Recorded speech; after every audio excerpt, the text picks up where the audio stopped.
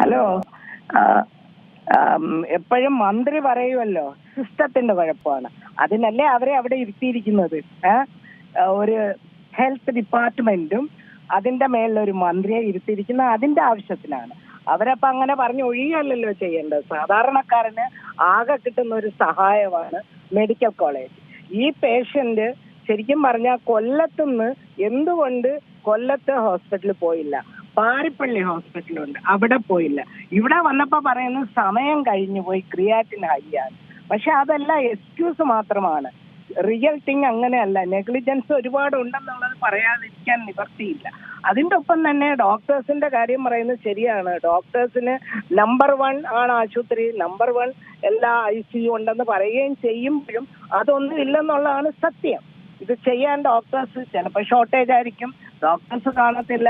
അത് കഴിഞ്ഞാൽ ICUയിൽ പ്ലേസ് കാണത്തില്ല, അതിനകത്ത് വെന്റിലേറ്റർ കാണത്തില്ല. ഇതെല്ലാം സിസ്റ്റത്തിന്റെ കുഴപ്പം തന്നെയാണ്. അതിന്റെ ബേസിക്കലി ഈ കുഴപ്പം മുഴുവൻ നമ്മുടെ മന്ത്രിയുടെയും ആ ഡിപ്പാർട്ട്മെന്റിന്റെയും തന്നെയാണെന്ന് എനിക്ക് പറയാനുള്ളത്. ഈ പറഞ്ഞതുപോലെ നമ്പർ 1 കേരളം, നമ്പർ 1 ആരോഗ്യ കേരളം എന്നൊക്കെ എപ്പോഴും പറയുന്നുണ്ട്. പക്ഷെ ഇതിലൊക്കെ ഒരു നമ്പർ 1 അല്ലെങ്കിൽ പിന്നെ ഏത് കാര്യത്തിലാണ് ഇവർ ഈ നമ്പർ 1 എന്ന് പറയുന്നതെന്ന് മനസ്സിലാവുന്നില്ല. അല്ല, അതുകൊണ്ടാണ് ഞാൻ പറയുന്നത് ഇതിന് സീരിയസ് ആയിട്ട് ഇതിന് ആക്ഷൻ എടുക്കണമെന്ന് തന്നെയാണ് പറയുന്നത്. അല്ലാതെ ഇത് ഒരാളുടെ ജീവനാണ്. വളരെ സങ്കടം തോന്നും ആ മനുഷ്യൻ പറഞ്ഞ ഓരോ വാക്കുകൾ കേട്ടാൽ. എന്നെ പട്ടിയെ പോലെ നോക്കുന്നു. അദ്ദേഹം അവിടെ വന്നത് ഒരു ട്രീറ്റ്മെന്റ് ആണ്, അതും 5 days എന്നൊക്കെ പറഞ്ഞാൽ എനിക്ക് ആലോചിക്കാൻ പറ്റില്ല. ഞാൻ പറയാൻ, ഈ കണ്ട ഡോക്ടർമാരുടെ അച്ഛനോ അമ്മയോ അല്ലെങ്കിൽ സഹോദരങ്ങളോ ആയിരുന്നെങ്കിൽ അവരങ്ങനെ ഇടുവോ? ഒരിക്കലും ചെയ്യത്തില്ല. വളരെ വളരെ തെറ്റായ പ്രവൃത്തിയാണ് നടന്നത്. സിസ്റ്റം ആണെങ്കിൽ സിസ്റ്റം കറക്റ്റ് ചെയ്യേണ്ട സമയം കഴിഞ്ഞിരിക്കുകയാണ് ഇപ്പം. ഈ പറഞ്ഞതുപോലെ രോഗിയെ നിലത്ത് കിടത്തിയൊക്കെ ചികിത്സിക്കുന്നു എന്നൊക്കെ പറയുമ്പോൾ ഇതൊക്കെ ഒരുപാട് പോരായ്മകൾ ഈ മെഡിക്കൽ കോളേജുകളിൽ ഉണ്ട് എന്നുള്ളതിൻ്റെ തെളിവുകളാണ് ഈ കേൾക്കുന്ന കാര്യങ്ങളൊക്കെ. ഇതിനൊക്കെ ഒരു പരിഹാരം കാണേണ്ടതാണല്ലോ. ഇത് എത്ര വന്നാലും ഇതിലൊന്നും ഒരു പരിഹാരം കാണാതെ ആകെ ഒരു റിപ്പോർട്ട് തേടുക എന്നുള്ളത് മാത്രമായി ഒതുങ്ങുകയാണ്. പക്ഷേ ഈ റിപ്പോർട്ടുകളെല്ലാം തേടുമ്പോഴും അതിനൊരു പരിഹാരം കാണുന്നില്ല എന്ന് വേണ്ടി നമ്മൾ മനസ്സിലാക്കാൻ. തീർച്ചയായിട്ടും അതുകൊണ്ടാണ് ഇത് ഓരോ പ്രശ്നങ്ങളും വരുമ്പോഴും ഉടനെ കമ്മിറ്റി വെച്ചിട്ടുണ്ട്. കമ്മിറ്റി പറയും. കമ്മിറ്റി അല്ല പറയേണ്ടത്, ഇതിന് തീരുമാനങ്ങൾ എടുക്കുകയും അതിന് എന്താണെന്ന് വെച്ചാൽ നെക്സ്റ്റ് സ്റ്റെപ്പിലോട്ട് പോവുകയും ചെയ്യേണ്ടത് വളരെ ഉത്തരവാദിത്തമുള്ള കാര്യമാണ് ഗവൺമെന്റിന്.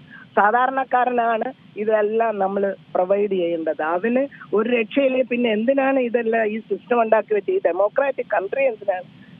വളരെ മോശം, വളരെ മോശം. പറയാതിരിക്കാൻ എനിക്ക് നിവർത്തിയില്ല. എനിക്ക് വളരെ സങ്കടമാണ്. 2 ദിവസമായിട്ട് ഒരു പേഷ്യന്റ് 5 ദിവസം ട്രിവാൻഡ്രം മെഡിക്കൽ കോളേജ്, ഞാൻ അവിടെ പഠിച്ചാളാണ്, ട്രിവാൻഡ്രം മെഡിക്കൽ കോളേജിൽ വന്ന് കിടക്കുക.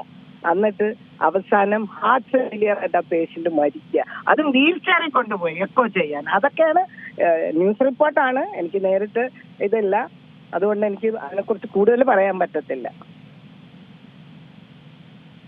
മെഡിക്കൽ കോളേജ് ആശുപത്രികളിലേക്ക് പ്രശ്നങ്ങൾ ആ ഡോക്ടർമാർ തന്നെ പുറത്തു പറയാൻ ശ്രമിക്കുമ്പോഴും നമ്മൾ കണ്ടതാണ് ഡോക്ടർ ഹാരിസ് ചിറക്കലിന് എത്രത്തോളം വലിയ തിരിച്ചടികളൊക്കെ ലഭ്യമായതാണ് എന്നുള്ളത്. ഒരു ആരോഗ്യവകുപ്പ് അയാളെ മുദ്ര കുത്തുന്ന രീതിയിലേക്ക് കൂടി കാര്യങ്ങൾ പോയതാണ്. പിന്നെ എങ്ങനെയാണ് ഈ അവിടെ ഉള്ള ആളുകൾക്ക് പോലും ഇതിൻ്റെ പോരായ്മകൾ തുറന്നു പറയാൻ ധൈര്യപ്പെടാൻ കഴിയാത്ത രീതിയിലാണ് ആരോഗ്യവകുപ്പിൻ്റെ സംവിധാനങ്ങളും? പറയും ഡോക്ടേഴ്സ് ഇല്ല. എന്തുകൊണ്ട് ഡോക്ടേഴ്സ് ഇല്ലാത്തത്? എന്തുകൊണ്ട് ഡോക്ടേഴ്സിന് വെക്കണം? ആവശ്യങ്ങൾ ഇത്രയും പേഷ്യൻസ് വരുമ്പോൾ അവരെ സപ്പോർട്ട് ചെയ്യേണ്ട ആവശ്യമാണ്. വളരെ വളരെ ഒരുപാട് സീരിയസ് ആയിട്ട് എടുക്കേണ്ട ഒരു പ്രോബ്ലമാണ് ഇപ്പൊ നടന്നിരിക്കുന്നത്. എനിക്ക് തോന്നുന്നു അത് വേണ്ട വിധത്തിൽ കൈകാര്യം ചെയ്യുമെന്നുള്ള വിശ്വസിക്കുന്നു. ഏറ്റവും പുതിയ വാർത്തകളും വിശേഷങ്ങളും വിരൽത്തുമ്പിലറിയാൻ സീ മലയാളം ന്യൂസ് എല്ലാ ഡിജിറ്റൽ പ്ലാറ്റ്ഫോമുകളിലും ലഭ്യം.